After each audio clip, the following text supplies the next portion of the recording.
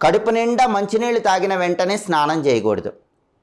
ఒకరోజు మారే సమయంలో స్నానం చేస్తే దానివల్ల అదృష్ట లక్ష్మి అనుగ్రహం తగ్గిపోతుంది. అంటే చాలామంది ఆధునిక కాలంలో సాఫ్ట్వేర్ రంగంలో ఉన్నవాళ్ళు అర్ధరాత్రి 12 గంటలప్పుడు స్నానం చేస్తూ ఉంటారు. అర్ధరాత్రి 12 గంటలకు రోజు మారుతూ ఉంటుంది. ఆ రోజు మారే సమయంలో స్నానం చేస్తే అదృష్ట లక్ష్మి అనుగ్రహం తగ్గిపోతుంది.